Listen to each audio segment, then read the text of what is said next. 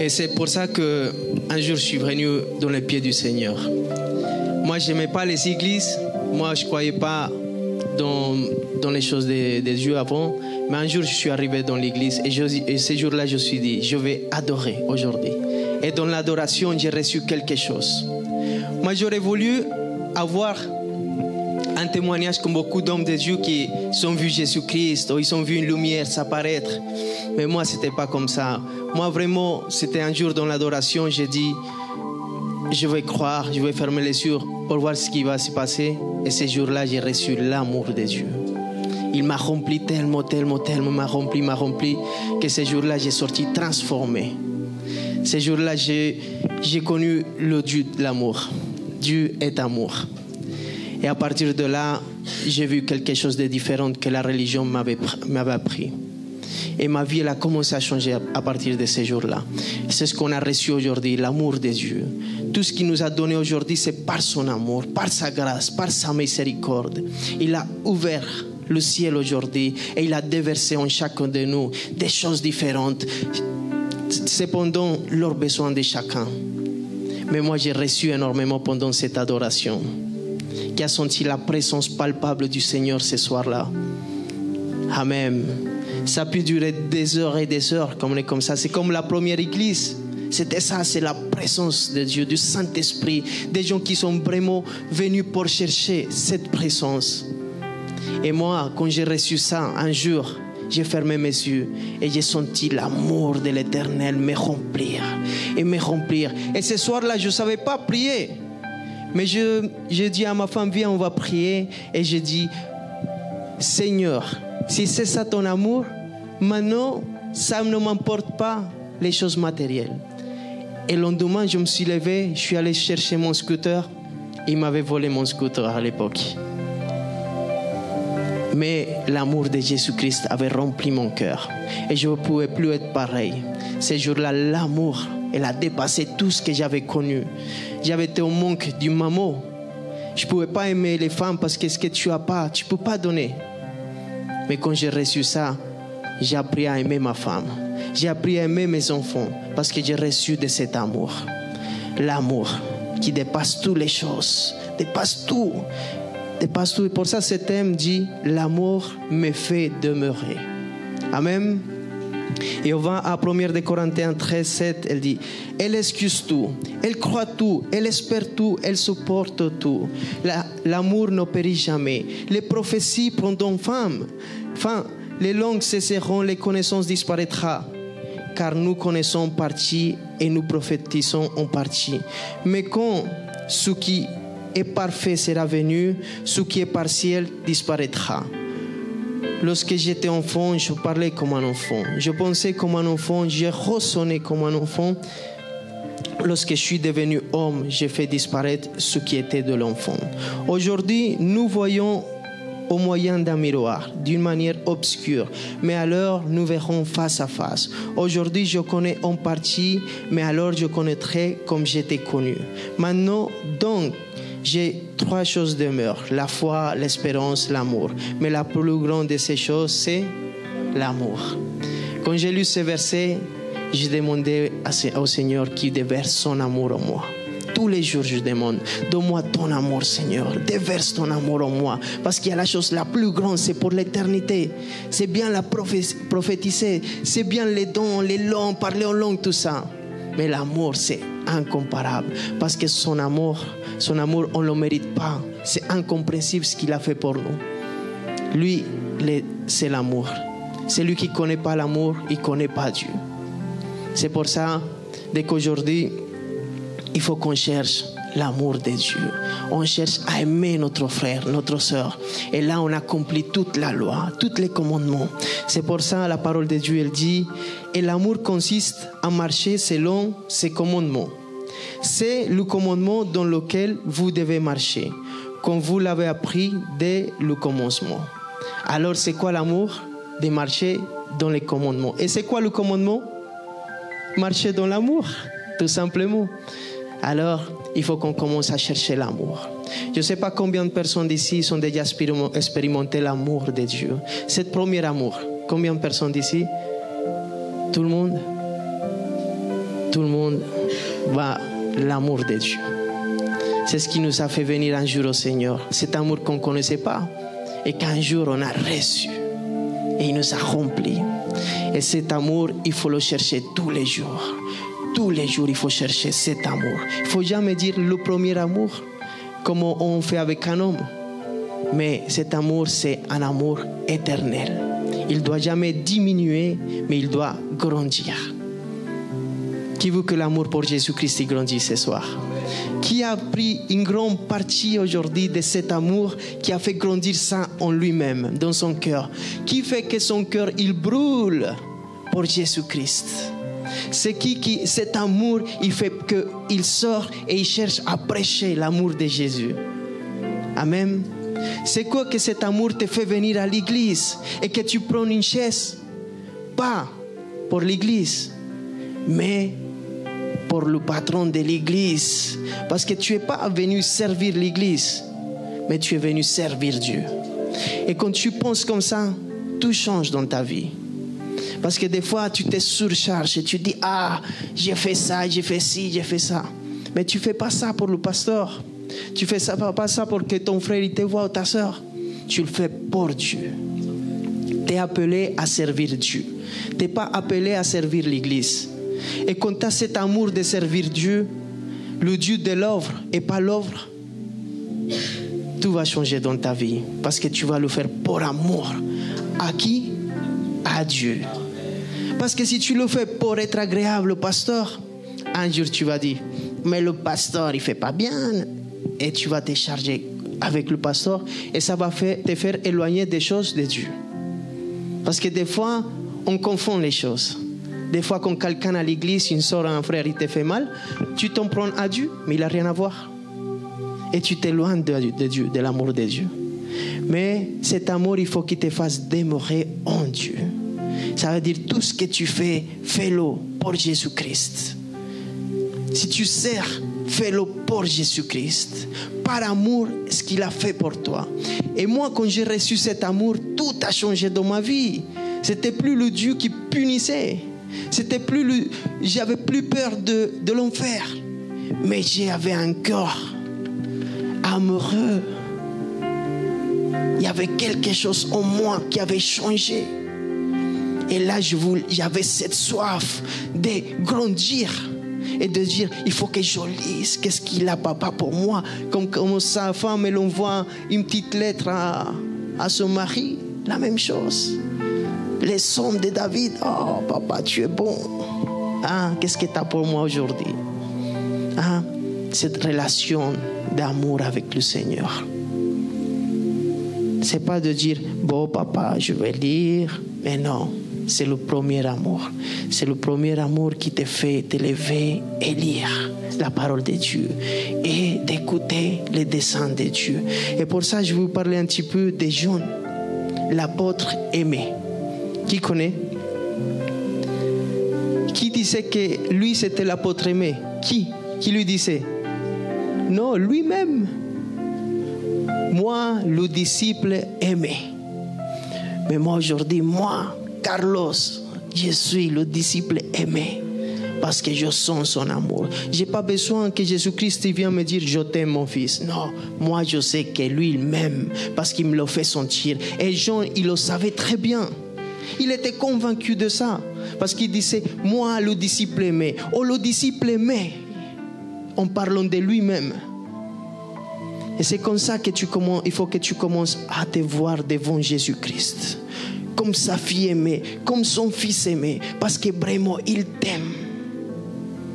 L'ennemi pourra te dire, il t'a laissé, tu l'entends plus, il ne reçoit plus ta prière, mais lui il t'aime et il est là tous les matins, tous les soirs avant que tu te couches, et toute la journée il marche à côté de toi, juste pour que tu lui dises une seule chose, je t'aime. Et lui, il est content, il est joyeux. Aujourd'hui, il était dans la joie ici. On pouvait sentir palpable son amour là. Cet amour qui nous fait sentir, on était dans l'éternité. On n'était plus dans le temps chronos, on était dans l'éternité. Je ne sais pas combien de temps il est passé, mais on ne sent pas le temps passé. C'est comme quand on est amoureux de cette fille au début et on peut aller la visiter, même devant son père, on reste là, assis. Même si on ne peut pas la toucher, on est là. C'est l'amour de Dieu. Amen. Et l'apôtre Jean, il était toujours à côté de Jésus-Christ. Même quand Judas il allait le trahir, qui était reposé dans lui? C'était l'apôtre Jean. Et c'est lui-même qui a demandé à Jésus, c'est qui? Et Jésus-Christ, il a dit à lui. Parce que c'est lui qui est toujours dans l'amour avec Jésus. Il va lui montrer les choses cachées. Il va lui révéler des lettres d'amour cachées pour toi. Pourquoi? Parce que tu es toujours à ses pieds, en train de lui dire, oh, mais voici, je suis là le matin. Et tu t'élèves avec ce cœur de voir que la journée s'élève, le soleil, dans l'adoration au Seigneur. Et là, tu peux savoir de que tu es vraiment amoureuse, que tu es vraiment amoureux, de que tu cherches cet amour incomparable, de que tu veux être rempli de cet amour du Seigneur. Alléluia. Je ne sais pas si vous êtes là, mais sinon il faut revenir à cette première amour. Et c'est ça que le Seigneur il veut vous dire. Demeurer dans mon amour. Cherche-moi. Je veux être avec toi tous les jours. Je veux être ta priorité. Sois dans l'amour comme Jean, il était là. Et quelque chose que j'aimais, c'est quand Jésus-Christ il était à la croix. Tout le monde est parti. Tout le monde. Pierre il a nié, l'autre il a couru, à Gethsemane tout le monde a couru. Mais là, à la croix,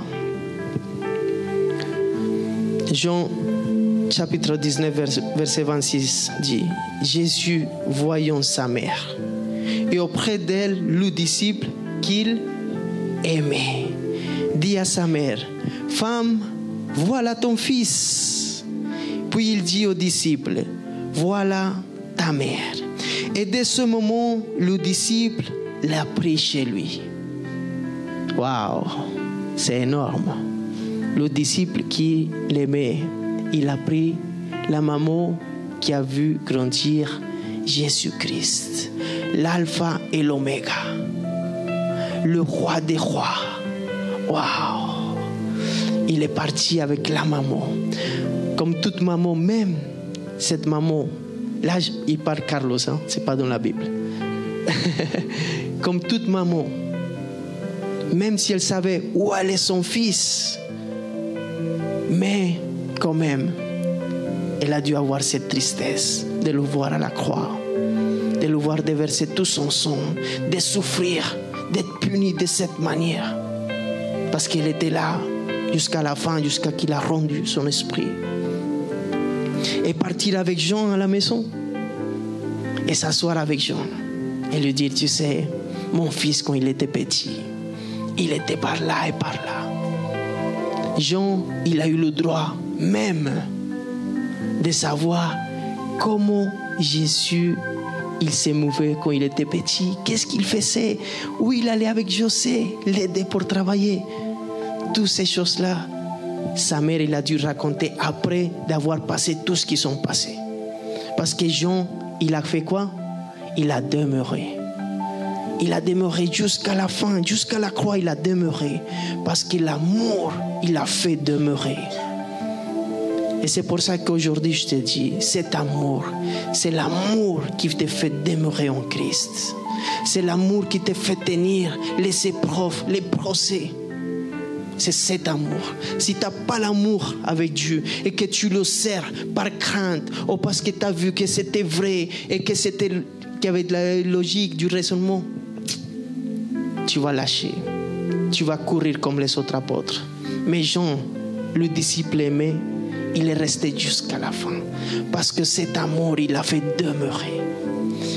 Et à cause de ça, il a connu des choses même intimes de l'enfance de Jésus-Christ. Si tu veux connaître des choses intimes de l'alpha et de l'oméga, de le roi des rois, demeure dans l'amour tous les jours de ta vie. Et lui va te révéler les choses cachées. Demeure dans l'amour. Amen. Alléluia. Qui a ramené sa Bible aujourd'hui? Qui l'a ramené? Personne? On va lire un peu. On va à Apocalypse, chapitre 1, du 9 au 20.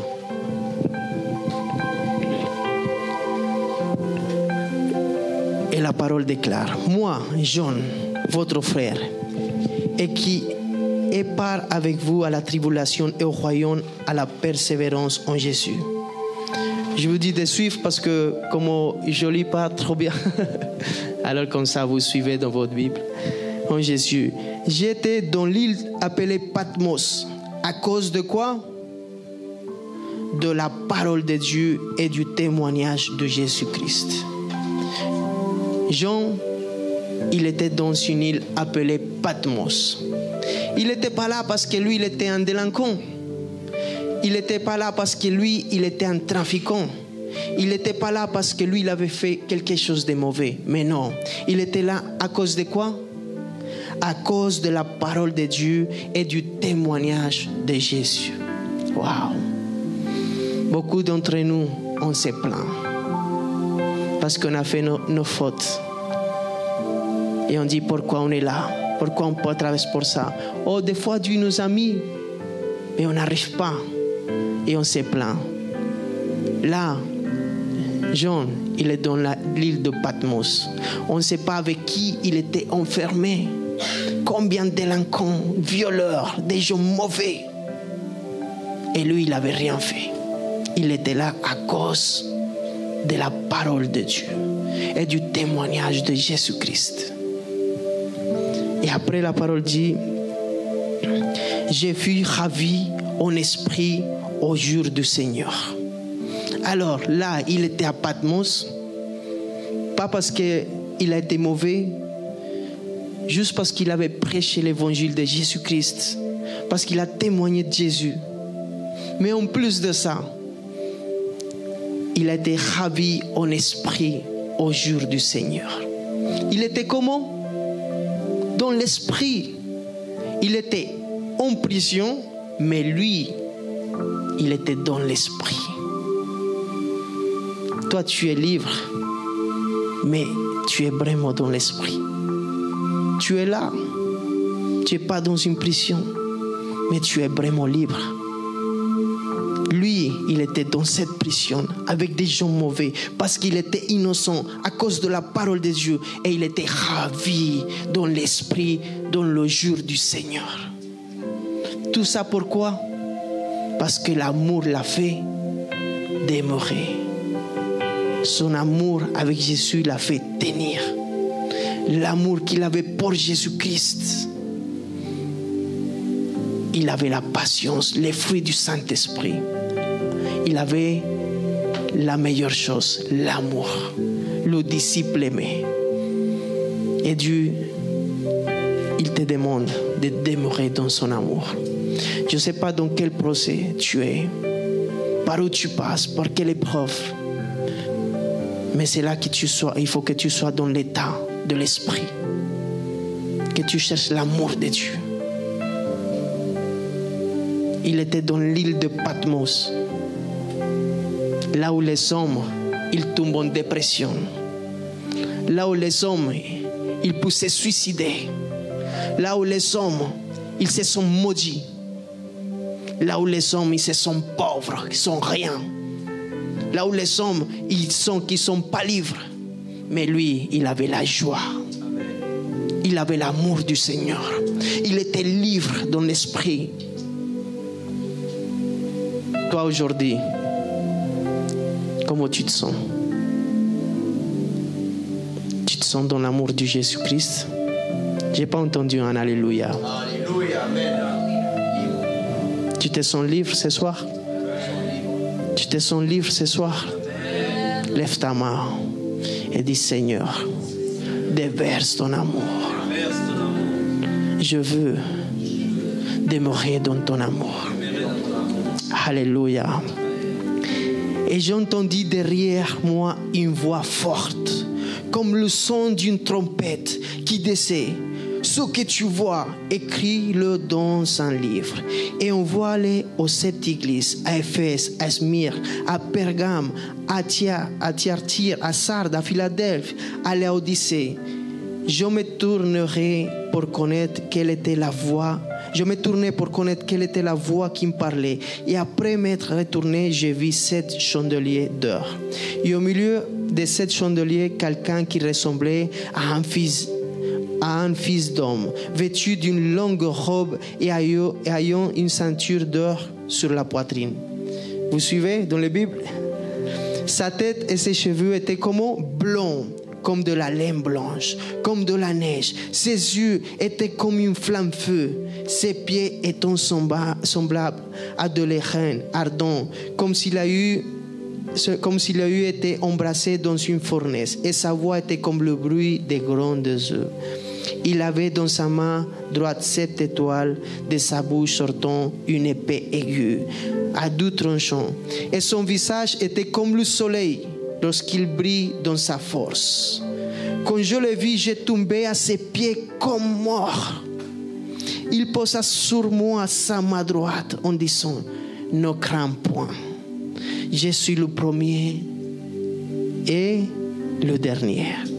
Et le vivant, j'étais mort et voici, je suis vivant au siècle des siècles. Je tiens la clé de la mort et du séjour des morts. Écris donc les choses que tu as vues et celles qui sont et celles qui doivent arriver après elles. Le mystère de 7 étoiles que tu as vues dans ma main droite et des 7 chandeliers d'or. Les 7 étoiles sont les anges des 7 églises. Et les 7 chandeliers sont les 7 églises. Amen. Là, Jean, il avait connu l'agneau de Dieu. Il avait vécu avec Jésus-Christ. Jésus-Christ, il avait donné ses plus grands mystères parce qu'il était toujours avec lui. Il entendait le battement de son cœur. Jean, il a connu l'agneau. Mais là, il n'a pas vu l'agneau. Il a vu le lion. Si tu demeures dans l'amour, cette année, cette semaine, il viendra des choses surnaturelles dans ta vie. Et tu ne verras plus celui qui t'a guéri un jour. Tu ne verras plus celui qui t'a appelé avec lien d'amour. Tu ne verras plus celui qui est venu un jour de liberté. Mais tu vas voir le lion. Jésus-Christ dans toute sa grandeur. Avec dessus des flammes. Son visage un soleil qui brille dans toute sa majesté. Jean, il a vu parce qu'il a demeuré en lui. Et il a vu Jésus-Christ plus comme l'agneau, mais comme le lion.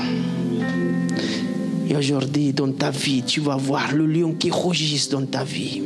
Il va t'élever encore plus grand et tu vas demeurer avec lui en tout moment. Alléluia. Qui le croit? Amen. Il a des choses plus grandes que ce que tu imagines pour ta vie. Quand tu reçois ici, reçois-le vraiment dans ton cœur et crois-le parce que lui, il t'aime. Il ne va jamais te le laisser. Tu peux le laisser lui, mais lui jamais. Parce qu'il t'aime vraiment. Vraiment. Reçois son amour tous les jours. Tous les jours. La vie des gens, elle a changé ces jours-là. Il était dans une prison physique. Peut-être il était avec des délinquants, des gens mauvais. Je ne sais pas par où tu passes en ce moment-là. Peut-être c'est la pire des choses qui t'est arrivée un jour. Mais c'est là que tu vas voir Jésus-Christ apparaître dans ta vie, dans le surnaturel. Et il va te sortir de là, il va t'amener dans une dimension encore plus forte et plus grande. Et tu vas sentir cet amour qui va déverser en toi, avec lequel tu vas pouvoir pardonner ceux qui t'ont trahi, ceux qui t'ont rejeté. Et tu vas avoir un véritable pardon et tu vas aimer même ceux qui t'ont trahi. Parce qu'il va déverser en toi cet véritable amour. Parce que comme tu dis, tu aimes Dieu si tu détestes ton prochain. L'amour, il doit gouverner ta vie avant tout, avant ta colère. C'est l'amour qui doit gouverner en toi. Tu ne dois plus maudire, mais bénir. Bénis tes ennemis. Quand tu n'avais pas reçu cet amour, tu ne comprenais pas c'était quoi. Mais maintenant, tu as reçu cet amour et tu sais c'est quoi dire. Il faut que je bénisse mes ennemis. Parce qu'au fond d'eux, ils ne sont pas restaurés. Au fond d'eux, ils ne sont pas reçus cet amour que j'ai reçu. Alors, ils ont besoin de toi, Jésus-Christ. Bénis-le avec ton amour comme tu m'as béni. Parce que la révélation de l'amour, il est venu en toi. Et maintenant, tu comprends c'est quoi le véritable amour. Pourquoi je dois pardonner. Pourquoi je dois bénir ces gens qui sont mauvais. Parce qu'au fond d'eux, il y a la colère. Au fond d'eux, il y a l'amertume, la rancœur. Mais si tu le bénis et tu lui demandes à Jésus-Christ de venir se révéler comme il s'est révélé un jour dans ta vie, il va déverser cet amour, comme il m'a transformé moi. Un mec qui avait l'amertume dans son cœur, qui avait le rejet, qui a vécu depuis petit avec le rejet de la société, de tout. Et je vivais des prisons et des prisons. Mais je ne savais pas que celui qui devait être libre, c'était moi-même. Et je montais dans un métro et je disais pourquoi celui-là il me cherche. Mais quand j'ai connu l'amour de Jésus-Christ, je monte dans le métro et personne ne me cherche. C'est pour ça qu'on doit bénir les ennemis. On doit prier pour ceux qui nous persécutent. Parce que quand l'amour il vient se révéler dans ta vie, tu commences à comprendre toutes ces choses-là. Le royaume des cieux, il est là. La connexion divine, Jésus-Christ, le Saint-Esprit, l'atmosphère, la Shekinah Gloria, la Shekinah gloire dans ta vie. C'est l'amour de Dieu.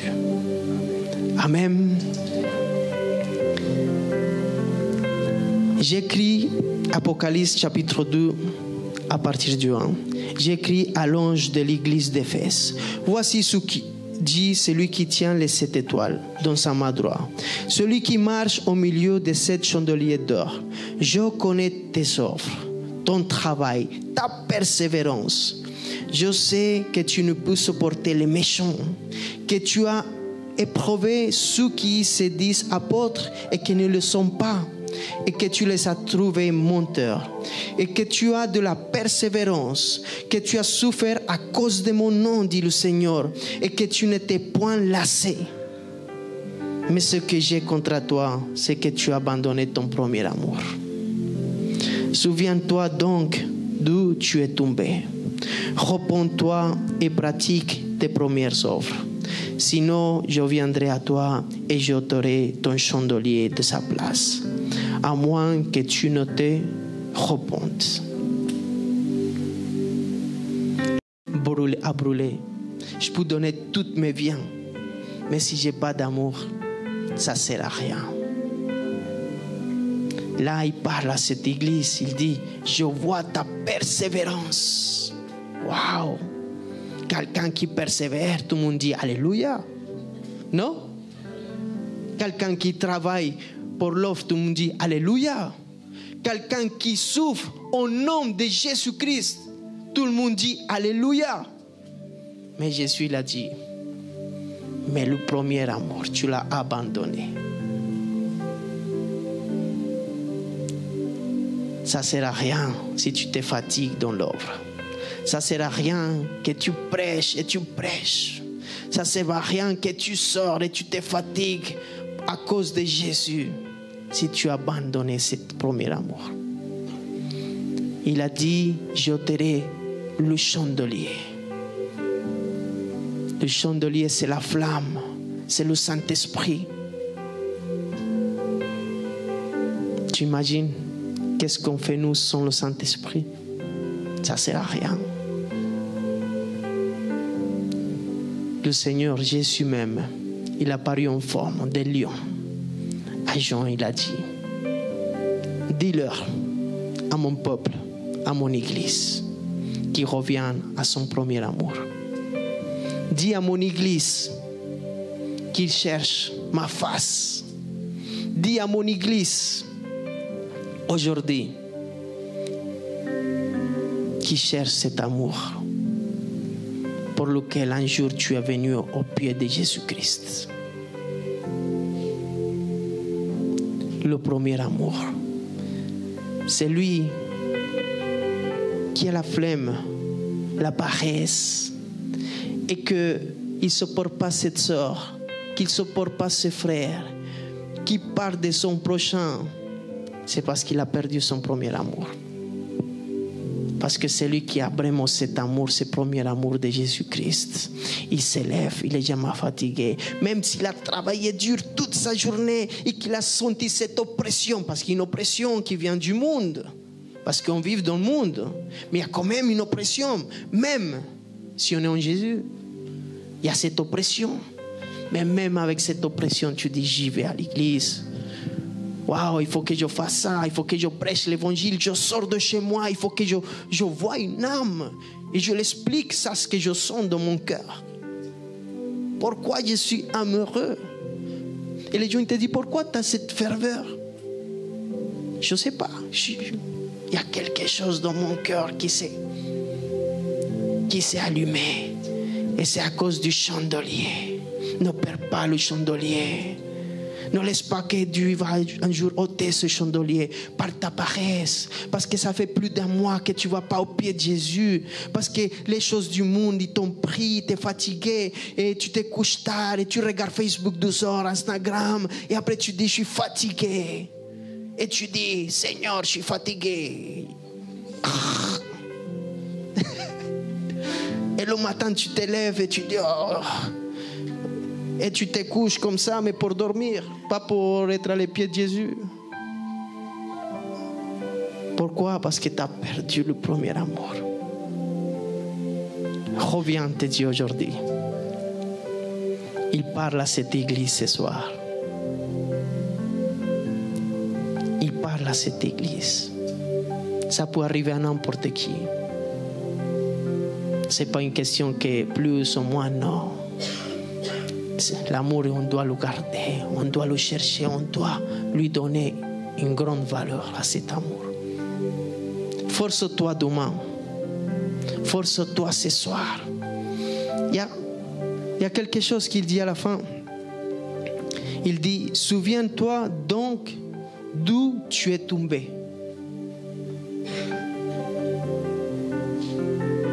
Qu'est-ce que je comprends par là?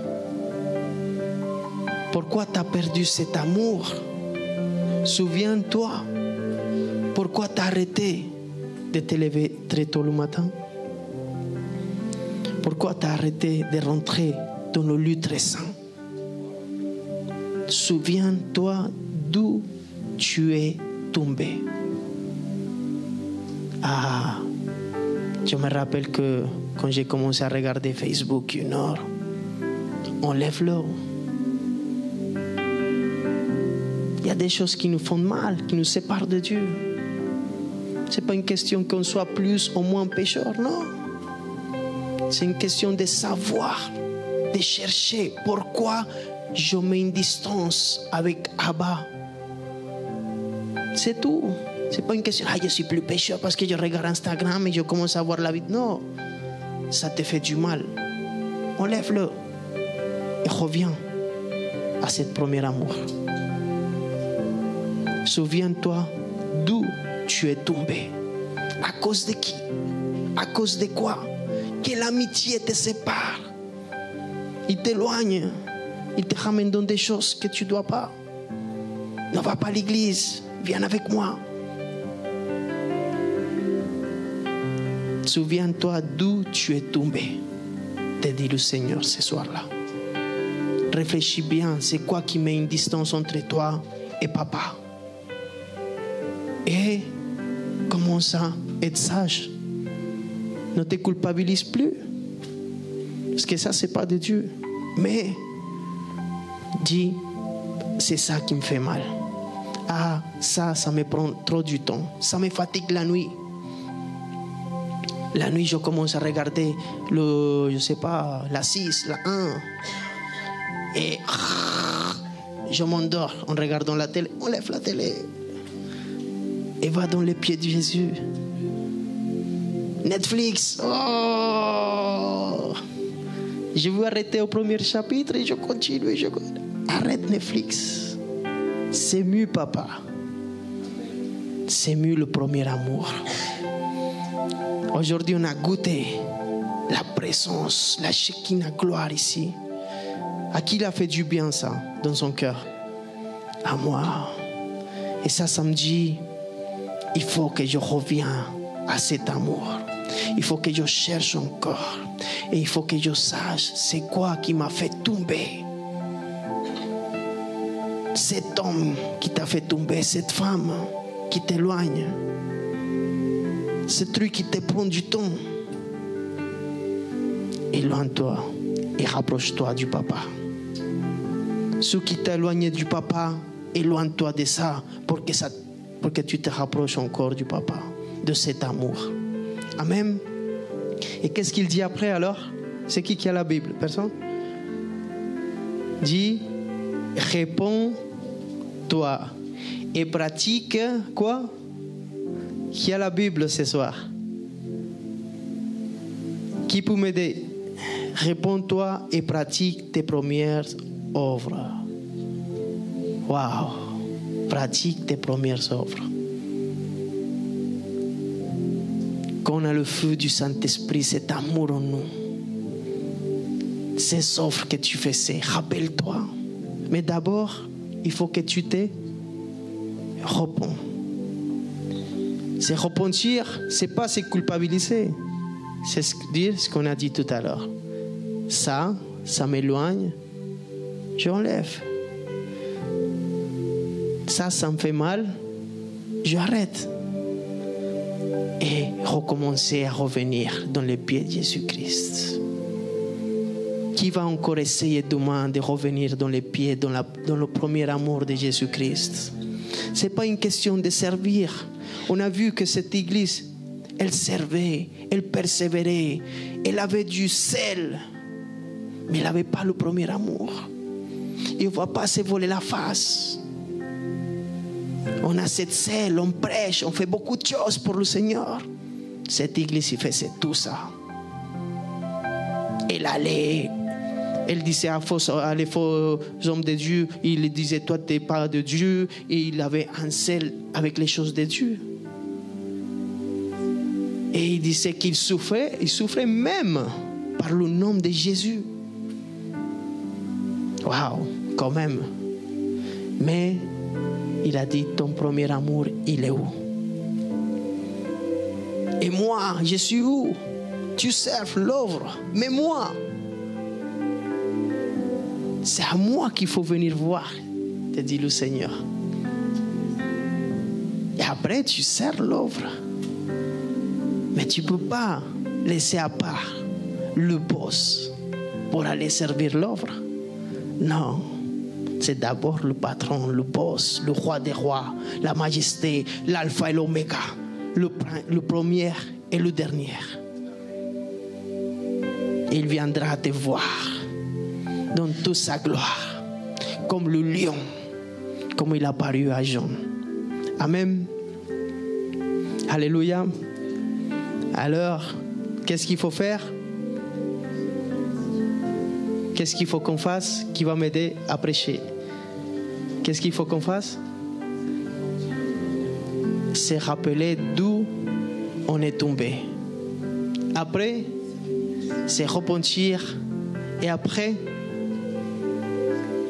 recommencer les premières œuvres. Moi, je veux le faire, sincèrement. Je veux que l'amour du Seigneur il soit toujours avec moi. Cet amour qui me fait vivre. Cet amour qui ne me fait pas avoir peur de l'enfer. Cet amour qui ne me fait pas me sentir coupable, me sentir moins, inférieur. Mais cet amour qui m'élève. Il me fait s'asseoir dans la table de Jésus-Christ. Cet amour qui me donne la capacité d'être appelé enfant de Dieu. Waouh! Par son amour. Par la grandeur de son amour. Son amour, il est énorme. Alléluia. Gardez le chandelier, le Saint-Esprit. Gardez cet amour. Et revenez à les premières œuvres.